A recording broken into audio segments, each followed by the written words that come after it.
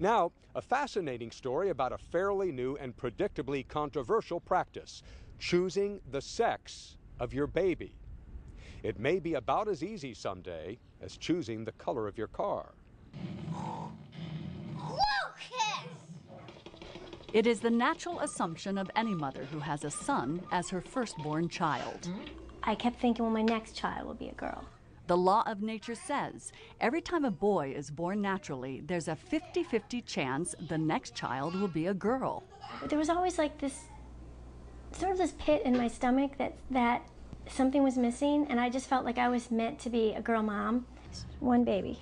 So when the sonogram showed Jenny Thompson's next child would be another boy, I tried to, stay calm, and then I went to a payphone and I called my husband, and I started crying at the payphone and saying, it's another boy, and I really wanted a girl. she was consumed by the same intense purpose that guides many hopeful couples these days. We just thought if we were going to do this, we were going to give it 110%, and we were going to give the best possible odds that we could. I think once you're into this, you're almost at a different mindset.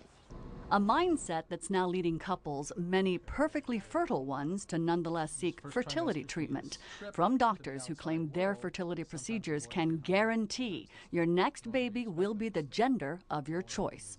The demand has been overwhelming, and we're barely able to keep up with what we're doing. What he's doing, say critics, is aiding a practice that's illegal in most countries, though it's perfectly legal in others. And it's a practice that seems to be working, replacing chance with choice.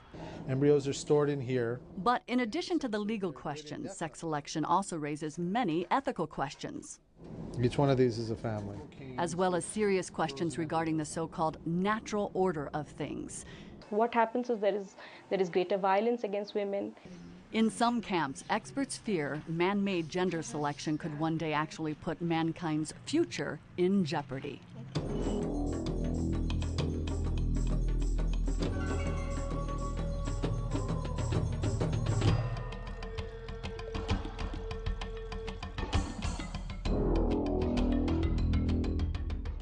Jacob, no hitting. You don't have to see it to know it's in there. At the Thompson house in Virginia, testosterone fills almost every room. There's Jacob and Lucas, Dad. Even the guinea pigs Hi, Fred. How you doing, huh? are male. I see you, George. 5 boys, no girls, for a mom who wanted a daughter from the start. I had 3 sisters, I still do, and we were always doing things together with our mom that I didn't really share with my dad. My mom and I have always been very close. I couldn't see going to that many movies with my sons when they got older, and I just really wanted that bond with a daughter who could relate more to me.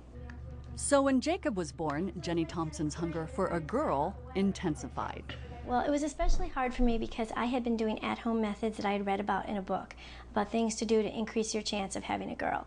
She tried again, figuring the odds had to be in her favor, but after Lucas was born next, though she adored him, I was just devastated that I wasn't going to have a daughter. I wanted to dress her up for family gatherings, in nice dresses for Christmas, take her to ballet, do the kind of things I did as a kid. I was into gymnastics and tumbling, and I wanted a little girl that would maybe do that. Jenny kept trying. On the internet, she found Microsort, one of the 2 most popular new sex selection sites, featuring procedures where doctors stack the scientific odds in favor of you getting the gender of child you want. Then each follicle is a fluid-filled bubble with a microscopic egg floating in it. At the Genetics and IVF Institute in Fairfax, Virginia, Microsort separates Y chromosome carrying male sperm from X chromosome carrying female sperm. Here's how it works. Sperm is poured into a tube. A fluorescent beam detects the brighter charge female sperm give off, allowing them to then be separated from the male sperm. The desired sex sperm is then inserted into the woman. So far in a clinical trial, those who want girls get them 91% of the time. Those wanting boys get them 76% of the time. That is when couples get pregnant. The average pregnancy rate per cycle is about 15%.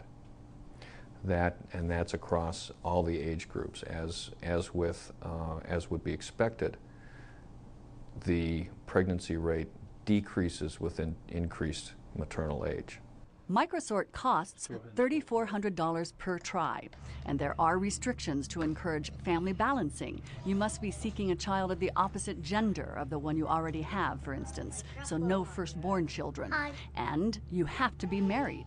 And with so many divorces or so many families being single households, what do you say to those who say that's discrimination? Well, this only has to do with the conduct of the clinical trial. And this was agreed to with the FDA, and because these are the clinical trial. This is the clinical trial protocol. We have to follow the protocol to the letter. Jenny was not only married; she was still in her 30s. Well, I started out really optimistic that it was going to work and I was going to get pregnant right away. That was a mistake. Both the first and second time she tried Microsort, Jenny had miscarriages. I was really disappointed and upset. Out $7,500. Yeah, it was $2,500 each cycle, so that was $7,500. And they told us from the beginning that there's no guarantees of anything. The emotional and financial strain was weighing on her marriage. Jenny was also spending all of her inheritance money from this uncle. At 38, Jenny tried again. This time, complications cost her some of her fertility. I lost a fallopian tube in the emergency surgery that I had to have done. She called Microsort again, this time asking for its in vitro version of sperm separation, which bypasses the fallopian tubes. 3 years and 3 miscarriages later, the in vitro Microsort worked. And I was finally going to say, I've got my girl. My mommy presses every day. Every day? You look so pretty. My goodness, you're so beautiful. And sweep you off your feet. Sweep you. Little Rachel has made it all worth it for the Thompsons. Turn and run. Go. Get out of there. But Beth Ayuda warns couples against getting their hopes up too high with any sex selection procedure. And I still say it. I failed. I failed incredibly. I can't do something that's as simple as 3/4 of 13, 14-year-old girls can do accidentally. It's sort of a cruel, fate that happened to us. We've grasped the edge of it, or the shell. What happened to Beth involved a gender selection procedure called pre-implantation genetic diagnosis, or PGD. Cell coming off, cell now off. A sex selection procedure that currently costs at least 7 times as much as Microsort. PGD involves diagnosing the health and the sex of the embryos. It allows doctors to implant only healthy embryos that are also the couple's gender of choice. Oh. Beth didn't start with PGD. She didn't think she had to. Her son Alex was born without PGD on their first try of in vitro fertilization. With traditional IVF, multiple eggs are grown and then implanted without the additional diagnosis. So your first shot at IVF, you get pregnant. You must have thought, this is easy, Steve. This is it. No! But over the next 7 years, Beth would wrestle with her emotions as she underwent 2 more rounds of in vitro procedures, determined to give Alex a sibling. Someday we're going to die.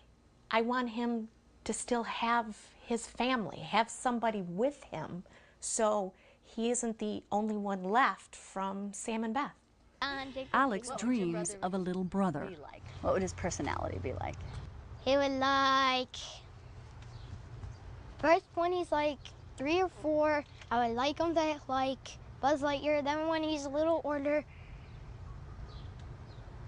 when he goes to high school, I'll help him with his homework.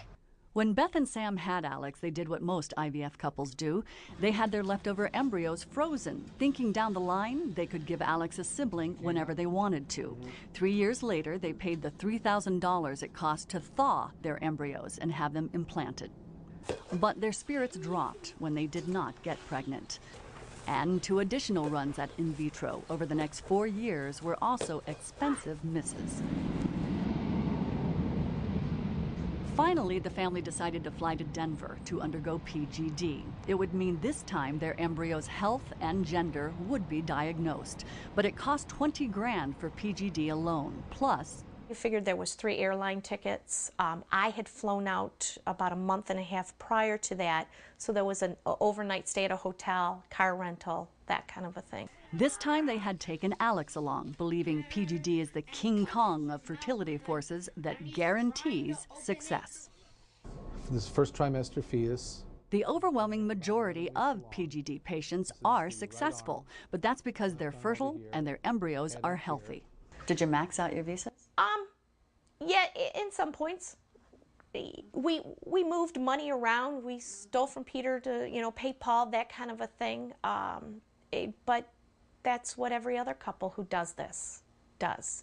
PGD did not work for Beth. Her eggs were not healthy enough, and she's angry that doctors like Dr. Jeffrey Steinberg of Los Angeles tell the world PGD is guaranteed. Our outcomes thus far have been 100%. Every patient that has requested a specific gender that has gotten pregnant, and they've not all gotten pregnant, but everyone that has gotten pregnant has delivered an infant of the gender that they've requested. So would you recommend never believe an ad that says 100% anything? Yeah, and I can't imagine that most doctors that do the IVF, that do this part of it, would even ever say that. Still, Beth is grateful for PGD. Without it, she was blind to the fact that her embryos won't produce another Alex. And now it has freed her to start thinking about adopting a brother for him. Angela's mother hugged her and kissed her. Over in the Thompson household, 2 bigger brothers are grateful too. They worshipped her. They loved having a little sister. It was everything that I wanted. Oh, you're gonna look so pretty. Here, spin around. She's fun to dress up. She's fun to do things with. She gets excited about all these things that I'm excited about. I think that I would have only had 2 children or might have had a 3rd son if Microsort didn't exist. I'm a princess. I give you a kiss.